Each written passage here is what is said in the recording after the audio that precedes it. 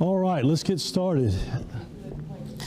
So I sound bad. I'm not. It's just a cold kind of got me, and I've taken all the COVID tests. There's no COVID.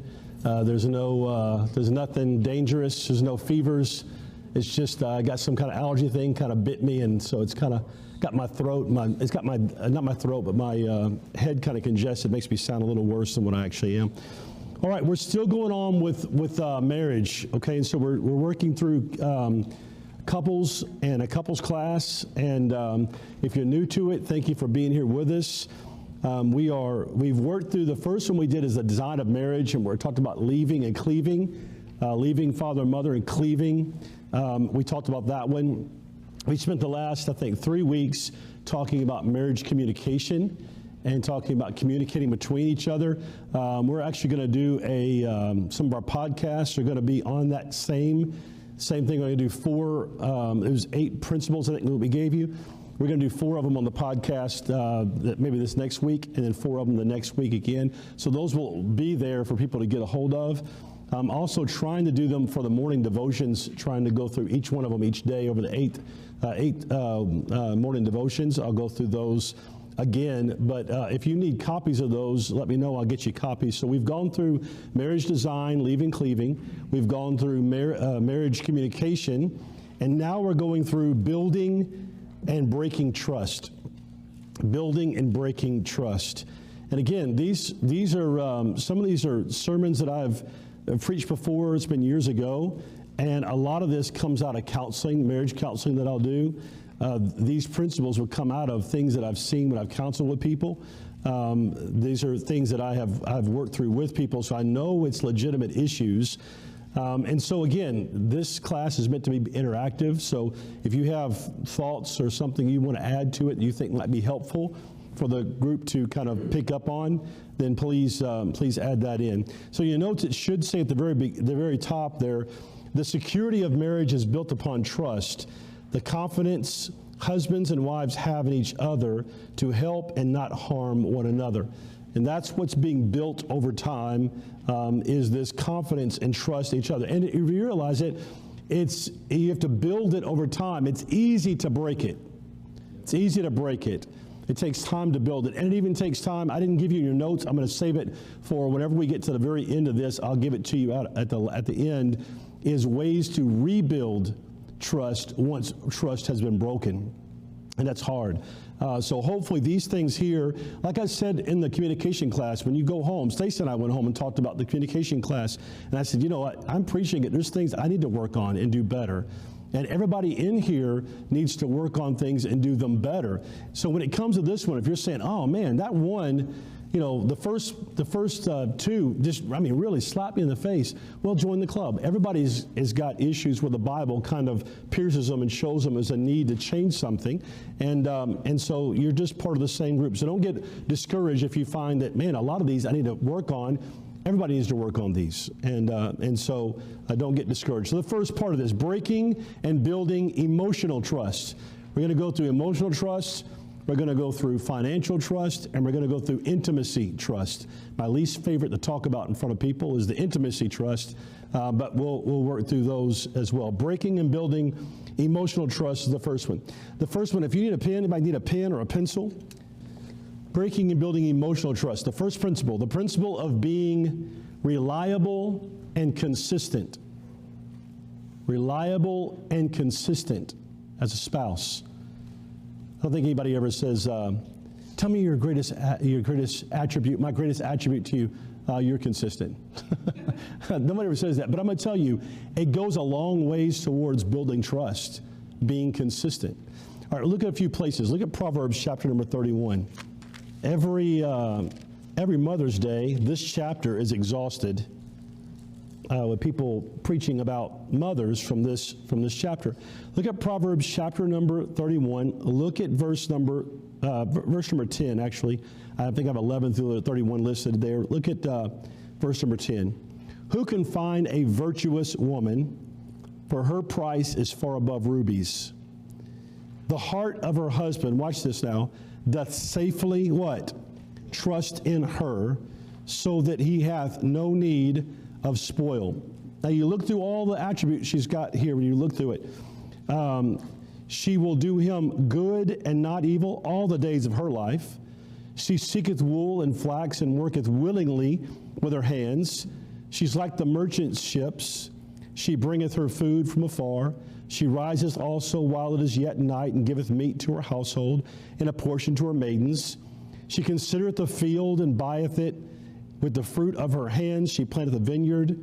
She girdeth her loins with strength, and strengtheneth her arms. She perceiveth that her merchandise is good. Her candle goeth not out by night. She layeth her hands to the spindle, and her hands hold the distaff. She stretcheth out her hand to the poor. Yea, she reaches forth her hands to the needy. She's not afraid of the snow for her household, for all her household are clothed with scarlet. She maketh herself coverings of tapestry. Her clothing is silk and purple. Her husband is known in the gates when he sitteth among the elders of the land. And I imagine myself, people know him as, man, you've sure got a good wife. Verse number 24, she maketh fine linen and selleth it and delivereth girdles unto the merchant. Strength and honor are her clothing, and she shall rejoice in time to come. She opened her mouth with wisdom, and her tongue is the law of kindness. She looketh well to the ways of her household, and eateth not the bread of idleness. She's not just idle. Her children arise and call her blessed. Her husband also, he praiseth her. Many daughters have done virtuously, but thou excellest them all. Favor is deceitful and beauty is vain, but a woman that feareth the Lord, she shall be praised. Give her of the fruit of her hands, and let her own works praise her in the gates. Now, there's a lot said about this woman, and but the main thing I want you to get is verse 11, and the reason why his heart doth safely trust in her is because of her daily actions, what she does. There's nothing in his mind thinking, I wonder what she's doing while I'm away. Remember, I think it's the Proverbs 7, it's either 5 or 7, woman. The Proverbs 7 woman, there's a simple man that's passing by, or simple one's passing by her house, and she's at midnight, in verse number 9, in the twilight, the dark of night. She has the attire of a harlot. She's subtle of heart. She's loud and disturbing. And her feet abideth not in her house. And it even goes on to say, while her husband's away, she says, hey, he's gone away on a long trip. He's not going to come back suddenly, so let's just do whatever we want to do here. See, there's a difference in the type of spirit that this woman has, as a verse to the virtuous woman. And what you see there is you see a husband that cannot trust in his wife, Proverbs 7, and a husband that can trust in his wife in Proverbs chapter number 31. Now, just unless you think it's all about women, Proverbs chapter 20 and verse number 6, in your notes, most men will proclaim everyone his own goodness, but a faithful man who can find. So while men are looking for a virtuous woman, women should be looking for a faithful man. I don't think I put this in your notes, but I've got a few things here listed about being reliable and consistent. I wrote down some things like this: being consistent in taking care of your family, being consistent in taking care of your spouse, being consistent about your commitments that you have made, being consistent, about providing for your family, financially providing for your family and taking care of your family, being consistent about that. How about this one? When you say you're going to do something, following through and doing something. If you say you're going to do something and you just regularly don't ever do it, then eventually it gets to the point that you feel like, your spouse may feel like, well, you're never going to do it, I'll just do it. Now, I'm a man teaching the class, so I'll always do this from a man's point of view, but it'll be a different point of view. But Stacy has to live with that. There are times that I am like that. I'll tell Stacy, I'm going to, let's just say I'll mow the yard. And we have this debate all the time, because she likes to go outside and mow the yard and get outside and do it and stuff. And I always just felt like, forgive me if you feel like this is chauvinist, where I always feel like that's my job. I'm supposed to be the one doing it. So I always say, well, I will do it. And then, the grass can get up to where it's like you have to wade through it to get to where you're going to go. And she's like, all right, well, he's never going to do it. And sometimes I'll hear like, outside. I'm thinking, what is that noise? And I'll look out there. There's Stacy mowing the yard. And so telling myself a little bit, the idea is, if you're saying, I'm going to do it, then try to find time to actually do it. Don't just say you're going to do it, because it builds a little bit of inconsistency. You say, well, that's just a small thing. Well, it's the little things that end up causing big problems down the road. All right, so we're trying to find ways to do that. So the first principle is that under breaking and building emotional trust is the principle of being reliable and consistent. The second one in your notes is the principle of truthfulness. Truthfulness. If you're repeatedly lying, you're tearing down trust. You say, well, that's so simple. It is, but and we'll even talk a little bit about this. Even little lies sometimes we just don't realize it. The principle of truthfulness. All right, I got in your notes there, Ephesians 4:25. Wherefore, putting away lying, speak every man truth with his neighbor, for we are members one of another. Now, look, trust and truth go hand in hand, and deception is a giant trust killer. Giant trust killer. Now, let me say this. I think it's in your notes, but even if you consider it to be a small lie, it's still a problem. Like small inconsistencies is a problem. Small lies are a problem. There's a great verse that I always put with the whole idea of small lies, Proverbs 26:19. So is the man that deceiveth his neighbor and saith, am not I in sport? So he's just, I'm just joking. You know, I'm going to deceive you. I'm going to play a trick on you. I'm going to be deceptive. I'm going to lie and then say, I was just joking. Well, look, that's still a problem. It's still a lie. It doesn't matter if it's a big lie, a little lie, it's a lie, right? All right, and those little lies end up causing problems. I was reading and studying out Song of Solomon this week, and it talks about the little foxes are the ones that spoil the vines. And so it's the little things that end up causing some big problems. So let me give you a few things in this. Lies so that you can go out with your friends after work. That will tear down trust. When you're telling your spouse, well, I'm working late. Listen now, this is really good. You tell your spouse, I'm working late, but it's so that you can go out with the guys. Because maybe when you go home, there's contention. Maybe there's a reason why. Maybe there's a fighting when when you get home, it's going to be a fight. So you decide, I'm gonna tell my wife I've got to work late. Let's just do this. I'm gonna tell my wife I'm gonna work late. I'm gonna stay at the office. I'm not even going out with the guys. But then when she talks to the co-workers later on at a function, and she realizes that he's not really staying to work. He's just sitting in the office, hanging out when they all say, no, we finished early on Friday. Wait a minute, you didn't come home until 8 o'clock at night, and they said they all left by 3:30. What is the deal? And then if you tell them, well, I was just staying at work doing paperwork, you've opened a door. Now, you've opened a door for trust to be broken. And now the mind, I know how the mind works. The mind will begin to think the worst and begin to think, man, what is really going on? And listen, and why did he or she have to lie about it? Why couldn't they just say, hey, I'm going to stay and take care of some extra things after work today. I'll be home later. It plants the seed in the mind of there's a problem here, and trust at that point fractures and begins to have a crack in it. Like a little pebble hits your windshield and it starts, and as things get colder or whatever, it starts to spread. It's the exact same thing. It just starts. Lies about who you're talking to, lies about where you're spending money.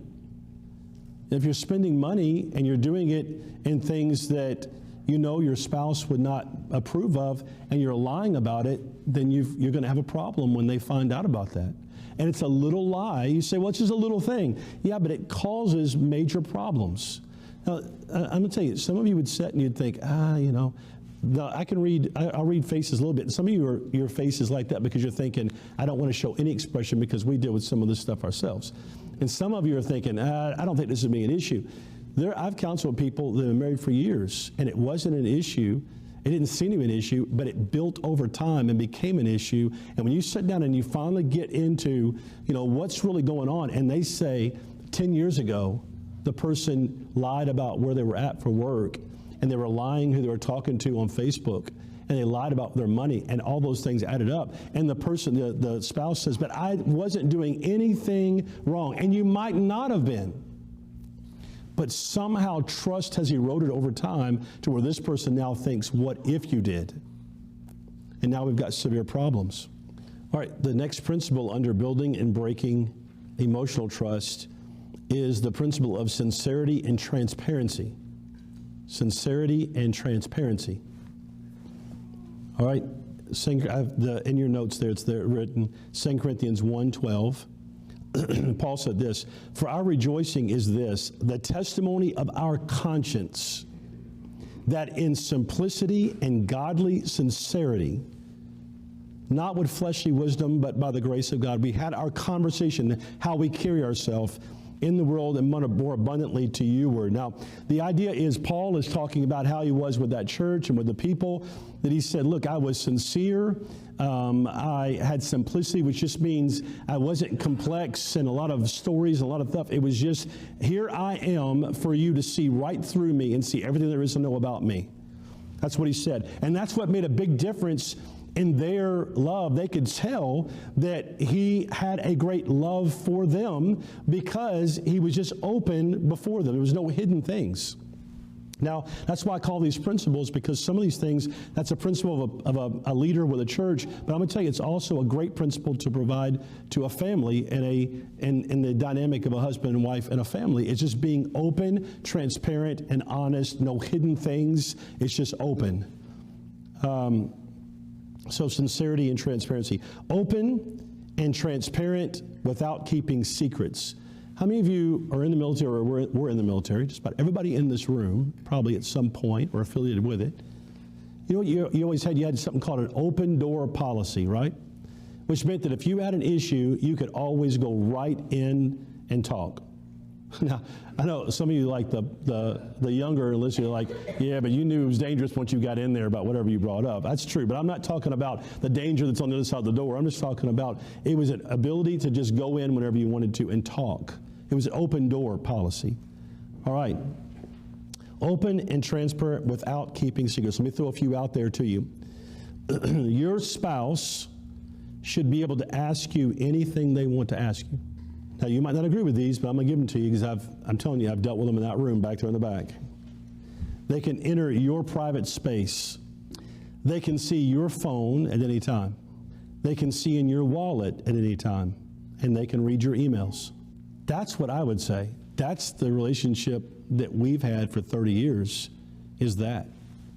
And I'm telling you that when I talk to people, that becomes a problem a lot of times, is people talking about, well, they have a phone and it's a password protected and they won't give me the password. Now, I never just come out and say, what are you hiding on your phone that you won't give her your password or give him your password? I never say that, but I'm going to tell you what, the other person is thinking that. They're thinking, what is it that's on that phone that the other half of you, we're now one flesh, what is it that's on that phone that I am not, that you're scared to death that I can see what's on your phone?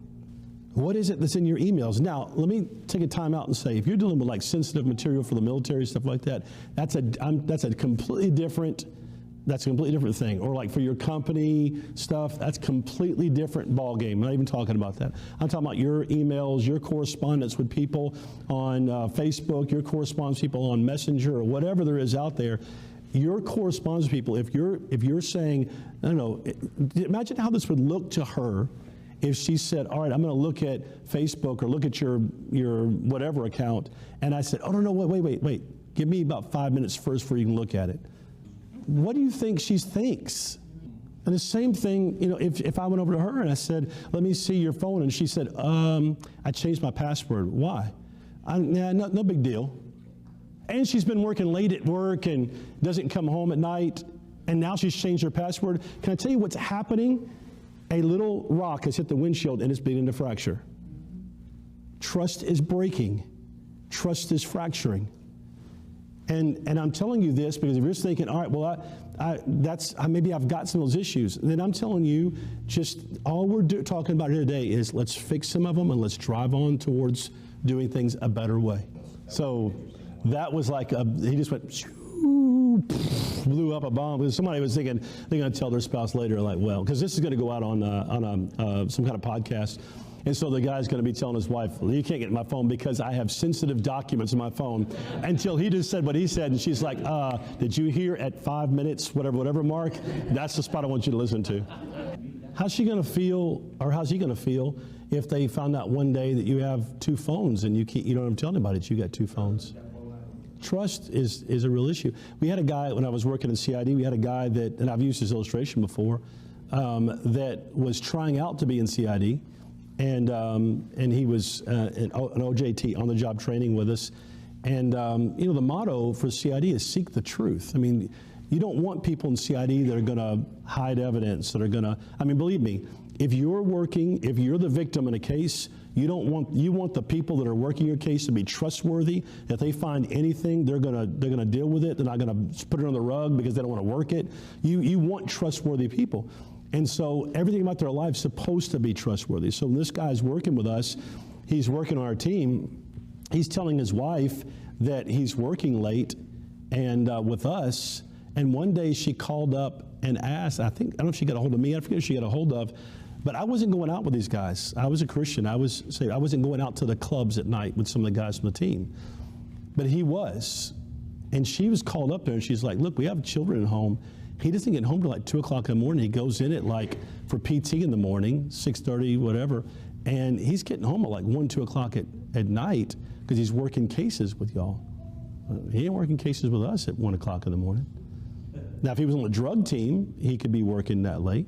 But we're on general crimes. He's working normal daytime hours. You can't make phone calls to check on witnesses at 1 o'clock in the morning. So that is not true. So we fired him. Because the issue was, if I can't trust you to even be honest to your spouse, and you're trying out for the job. And so I don't know what home life was like when he got home, but he's telling his wife he's working late when he's not really working late. It erodes trust. Okay? So that's that one. The principle of truly being one flesh. That's your next principle. The principle of truly being one flesh. Truly being one flesh. Not divided, no separate lives.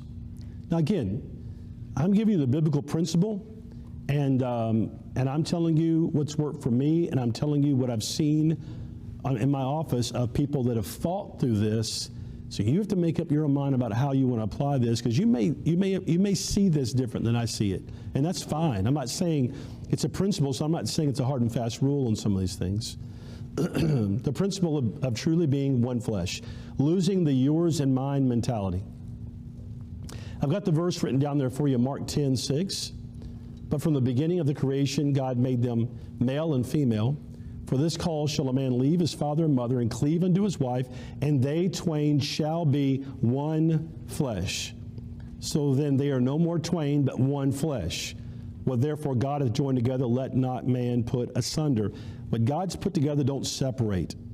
You were separated, you came together. Now don't let anything separate you. So here's my mentality now, here it is. So why do we have separate credit cards with credit card statements so that other person can't see what's on the credit card? Now, I'm not saying Stacy has a credit card, I have a credit card, but it's all in the same statement, right? You see everything, I don't see anything. Yeah, it's same account. So credit card account, same phone plan. There's 2 different phone plans so that you can't see what's on the other person's phone plan. 2 different email accounts with hidden passwords, talked about that. And here's another one, and this one you can do, it's a suggestion, you do whatever you want to do with this. We have one bank account. There's a savings and a checking. We have one bank account, so we know what's in the bank account. I have worked cases before. I mean, not worked cases. I'm thinking CID again. I've dealt with people before that when they come in, they're like, he has an account or she has an account, and I got into it the other day to see, or I got the logbook the other day, and man, they are spending a ton of money during the week doing stuff that I don't know what that is, and they won't tell me what money they're using out of their account, and I don't know what's going on. Something's odd is going on. I'm just saying it's an opportunity for trust to try to fracture. It's an opportunity. All these things that we're saying are just helping you see opportunities for trust to start having problems. All right, so let me add into that one. What about my friends? What about my friends? What about having friends? Now listen to this closely now. This will be important because this is part of it. You're one flesh. What about having friends with the opposite sex that you text, email, or go out with? What if you're a male and you tell your wife, hey, I'm going out to eat with some lady today after work? That's going to make her feel a certain way. Is that right?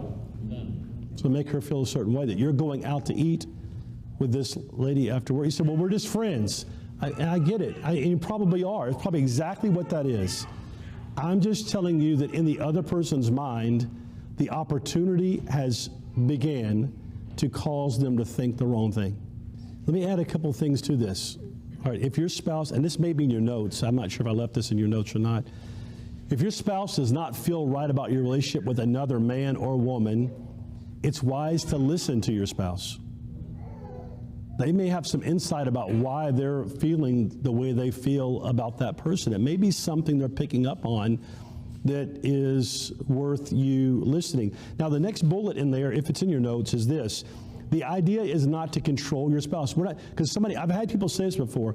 Well, if they know who I go out with and they know what I'm doing on a Friday night when I go out with this other person, it's me, let's say it's a girl. It's me, one of my girlfriends, and a guy that we met at the gym that we hang out with. It's not a big deal. And he has to know where I'm at when I'm hanging out with this girl and this other guy. And my response, I don't always just jump on it. I kind of help them come to their own conclusions when I'm doing counseling. But I'm thinking, yeah, that could be a real problem. Be a real problem for him, thinking, why am I sitting at home eating a TV dinner and you're out on a Friday night with some guy you met at the gym? It just doesn't add up in his mind. You may say, but it's completely honest. There's nothing wrong. Those two are liking each other. I'm just going out kind of chaperoning. But I'm telling you, then what would be the problem with him coming along? So it becomes a problem. And I've had people say before, well, he's trying to control me. How is he trying to control you? Or she's trying to control me. How is she trying to control you? She wants to know where I'm at all the time, wants to know what my friends, wants to know what I'm going out with in the afternoon. I'm not talking about controlling. I'm not talking about when you get home, they're like locking you away. And I'm not talking about that. But what I am talking about is if there's a trust problem, you're creating trust issues. It's not a control issue, but it's a trust issue. If you're always going out and doing stuff for other people and you're leaving your spouse at home, they're going to begin to have trust issues. Does that make sense? We're not talking about abusive control. We're talking about trust. There is a class that I'm going to do, Lord willing, on how does, it's under, with Absalom, it says the conspiracy. It talks about the conspiracy that Absalom did. You ever go back and read how, it's stealing the hearts, that's what it is. How Absalom stole the hearts of the people and what he said to people. You can take that principle, pull it out of that, and apply it to a marriage. It is perfect. Because he'll walk up and strike up a conversation with them and then begin to say stuff like, oh, that you had somebody at home that would deal with some of the things you're going through. And they'll begin to, and then it says they got close to him and he kissed him on the cheek. And it seemed innocent at first until eventually the heart of that person was stolen from the heart where it was supposed to be. So exactly right. You may feel like, well, I'm just going out with them. It's no big deal. You have no clue what the intention of the other person is. You don't know. It's an open door. And we're talking about trust. We're talking about trust. I also have, if your spouse shares their honest misgivings about an opposite sex relationship, the appropriate response is to listen to them. And if you're entertaining, let's think about this one. If you're entertaining friendships that are troubling to your spouse, it shows a lack of respect to your spouse. If you're having people over to the house and those people are making your wife feel uncomfortable, it's probably disrespectful to your wife to continue to have those people over, or at least not correcting what's going on. Or going out and leaving your spouse behind is disrespectful. All right, anything with that one? Anything more with that one? All right, the principle of throwing threats. Throwing threats. We're still under the emotional one. Emotions, the principle of throwing threats. Throwing threats. Proverbs 12:18. There is that speaketh like the piercing of a sword, but the tongue of the wise is health. We went over some of this in the communications class. Are your words and actions persuading them that you're committed, or are your words and actions actually persuading the opposite? You're not very committed to this relationship. We're talking about trust. The verse I gave you, because it's a principle, is Romans 8:38. Paul said this, "For I am persuaded." I'm persuaded. I have been convinced of something. I'm persuaded. What's he persuaded of? That neither death nor life, nor angels nor principalities, nothing in this life or the life to come, it could be principalities or demonic forces, no powers, no things present, no things to come, nothing we're facing now, nothing we'll face down the road, nor height nor depth nor any creature is able to separate us from the love of God which is in Christ Jesus our Lord. He had been persuaded and convinced that there is nothing that can separate me from the person that has pledged their love to me. Now how, I've said this before, how did Paul become persuaded that there's no way he will ever leave me or forsake me? Nothing can come between me and God through Christ. How did he become persuaded? Think about it. Through the Word, right? Through what the Word said. All right? Now, your words, what you say, will either persuade your spouse that we are in this together forever, or your words will subtly be cracking down the area of trust in your life. Your words will do that. True. In this one, when I'm talking about threats, when you're making threats with your words, it has a way of causing the thought in the mind that if you throw around divorce a lot, you throw around I hate you a lot, you throw around those types of statements, that it puts a thought in their mind. You say, well, I didn't really mean that. It puts a thought in their mind that this is not as secure as maybe I thought it was. It puts a thought in their mind. We're talking about breaking and building trust. I'm saying every one of your words pierces and puts a thought in the mind that I thought we were in this together forever, but now your words have put a thought in their mind. You say, well, they shouldn't think that way, but they might. And I'm talking about how are we breaking trust. All right? Underneath that, there's a sense of security in knowing there is nothing that can separate us from the love of God. Instead of threats of disowning us, God has made a promise to never leave us. Now, is your spouse persuaded that you will never leave them? Do you communicate this through your actions and your words, which is what he just said? Do you ridicule your spouse privately or in public? And we talked about this in the communication class, comparing your spouse to others, teasing your spouse, criticizing your spouse, minimizing your spouse, communicating through it. Well, so that goes back to the last class. And if you do have an issue, that something is bothering you, finding a time to sit down and say, hey, let's talk about this and let's work through it. If I had a dry erase, well, I do kind of have one, but I don't think I have any dry erase markers. It's okay. Yeah, I do. People, when they have problems, let's just say a problem comes into somebody's life, people sometimes either let it build up or they will just blow up. But the issue is, most of the time people that let it build up, they eventually blow up anyway. It sets in their heart, it kind of just stirs, and then it builds, and then something it's not even related is said later on, and pow, that thing goes off like crazy.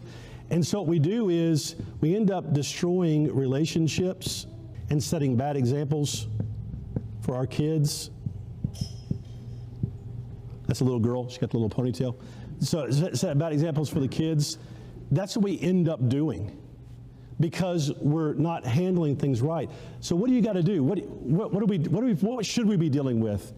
Instead of blowing up at your spouse or at somebody over here, what should we be attacking?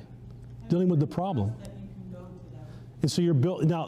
So what y'all did today was, what y'all did yesterday was you built trust in the fact that we can handle this together and deal with this and work through something small, but listen, it's small, but it builds up and becomes a problem later. Is always when somebody's communicating something to you. So she communicated something to him, and he could have said, well, I didn't mean it that way, and what are you thinking? Why would you say that? And why did you think that? And why did you? But that's why I told you that when you deal with some of that, she might say, well, I felt. And he might say, well, didn't you hear the preacher the other day talk about we had to deal in facts, not in feelings? And she would say, but didn't you hear him say that the fact is I feel this way? Yeah, and you try to figure this out. You're trying to work through the situation, but you have to realize that if something was said that maybe was off, what he has to do is take some ownership and saying, I didn't realize it. Maybe I did say something that was off, and I do need to take some ownership in that. That's the way so you're bringing up a point of, in the communication class, of how do we communicate this stuff, and I'm saying that is a big hurdle. When you get back there and somebody's dealing with some of these trust issues, and we're bringing out the trust issues, and somebody says, well, I don't trust you because, and then they blow up and they get mad. And then we have to say, wait a minute, let's go back to the last week where we talked about communication. You've got to communicate this correctly.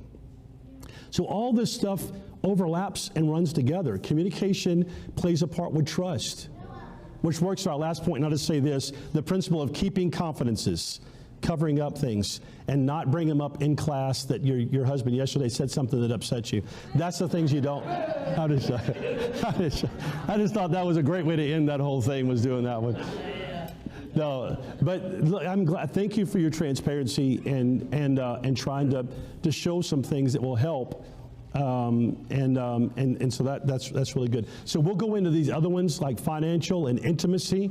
We'll hit those two next week. Okay. All right. Any questions? Let's pray very quickly. We'll be dismissed. Lord, we love you. We thank you for your mercy and your grace. Thank you for this lesson. Thank you for the people that are here. I pray you bless in the hour to come. In Jesus' name, amen.